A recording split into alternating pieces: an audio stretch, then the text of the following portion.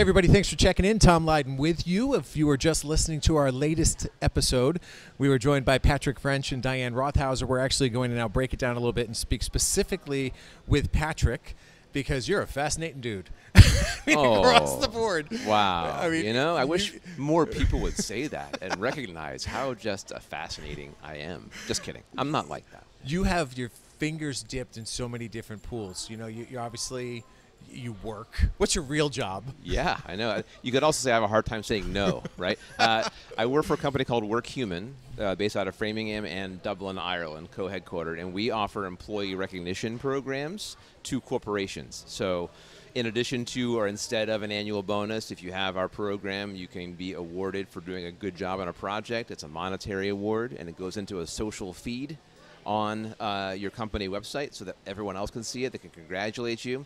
And we have a lot of great data behind that that shows it increases employee productivity, helps them feel like they're truly seen and heard and valued, and ultimately it helps companies hang on to those high performers. So there's a lot of great stuff around that. And I personally work as a customer success manager there. I work very closely with our clients to make sure their programs are successful.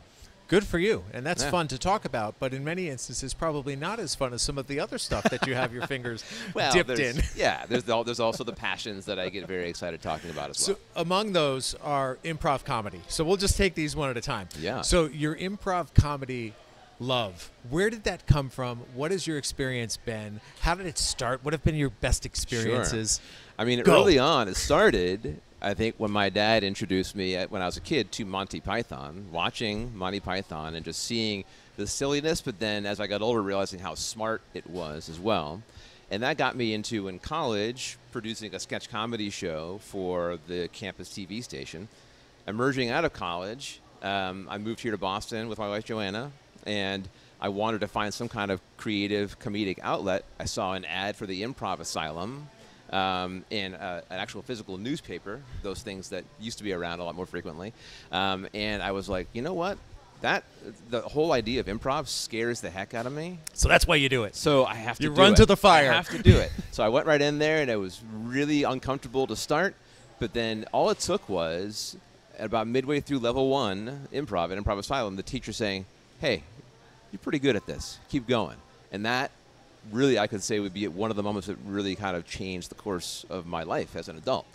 And went through the training center, got cast for a period of time in their NXT cast, which is sort of like their, main stage and waiting people.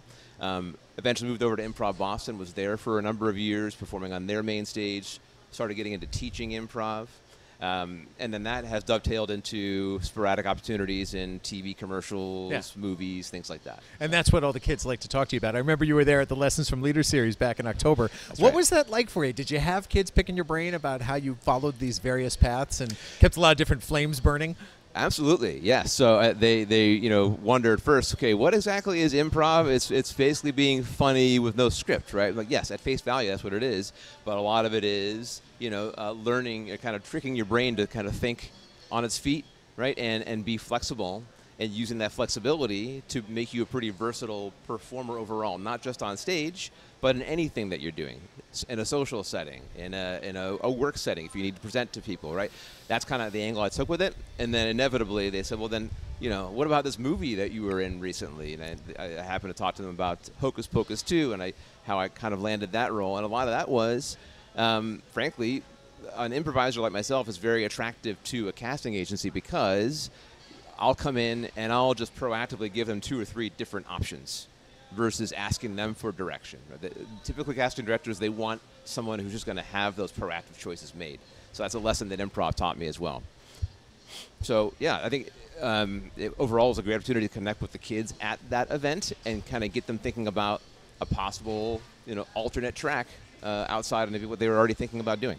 Even before that, though, I remember it must have been last June because it was the Pride event at the Senior Center. You were orchestrating little workshops there, and those were fun. I even participated. So walk us through how you connect with the average Joe Blow like me and try to get us engaged. Oh, you were one of the star pupils. I know you have an improv background, too, a little bit, don't you? Yeah. At that event in particular, I was very excited to do that and excited at the participation that we had because the other aspect of improv is that it is intended to be extremely inclusive and meant to build confidence in people by establishing a safe environment, a judgment-free zone where any idea that is presented has validity and will be accepted and explored and celebrated.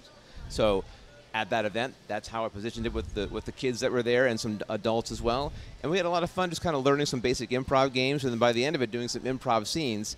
And it was great to see, again, like the kind of the light bulb turn on for some of these kids and how much fun they were having, throwing out these silly ideas, and the adults or whoever else is there with them accepting those ideas and seeing how far we could take them. Very cool. So now this has also sprouted a new tree, which is you passing on your knowledge to the next generation. So in what form are you doing that?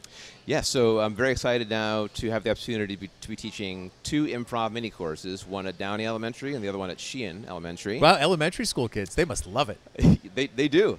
I'll bet they're really good too. They are quite good. Because they don't care. No, they are not inhibited. So that's the thing. When you're teaching an improv class with adults, you have to kind of break through that initial barrier of inhibition. What are people going to think? I know. It's the whole society thing that kind of stamps out a lot of that just inner that imagination that you otherwise have.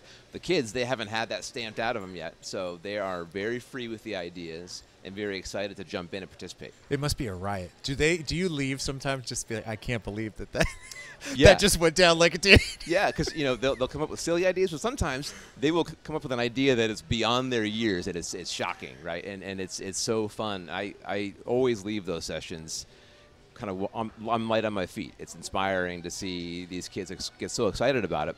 And the fun part of this too is that every one of these courses that I teach, we build towards them being able to put it on an improv show for their family and friends. And I tell them that right at the start.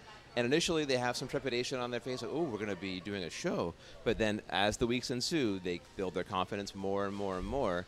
And in the past, when I've done this, the shows have been very successful. The kids have a lot of fun. The parents have told me, well, I didn't even know my son or daughter could do that, right? So that is another fringe benefit of these courses. All right, innocent question. It can't be scripted, so you teach them the basics of like, okay, here's how you should kind of be thinking. So after you get them ready and then they go up on a stage, do you sometimes see what they do and say, I had no idea that was going to happen? Oh, almost every single time. Every single time. And again, that's the fringe benefit of this. And by that point, though, they have learned kind of the ground rules of improv well enough to know that even if an idea comes up that could easily, in week 1, make things go off the rails, the group comes together and pulls it back in. So you called them mini courses. So Right. take me back a step. Just consider me to be brand new, Oh, of blank course. slate, understanding how the mini course system works. Like, when are you doing this? Right. So typically, I think they happen in the spring, and they are organized by the PTOs of the schools as basically additional classes that are optional for families to sign up for, really in the interest of just expanding the horizons of children and leaning on people in the community and their expertise that they're willing to impart. So I know there's a painting class. I think there's an additional music class.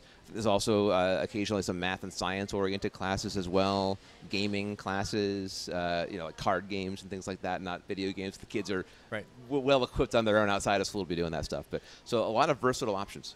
You're also a parent, and I am. you've got kids in the system. And how has that experience been for you? And Joanna, who's now celebrating her first year on the school committee. Oh, wow, it's been a fast year.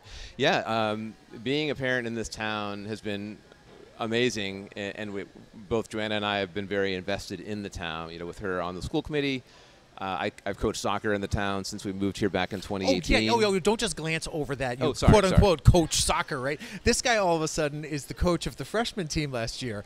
That was an interesting path to that finish line. Take us through how you got that job. Right. Yeah, it was funny. It was on the tails of my oldest son finishing his 8th grade year.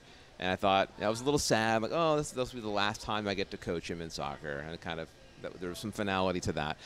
Cut to August of last year, the high school was in need of a freshman coach.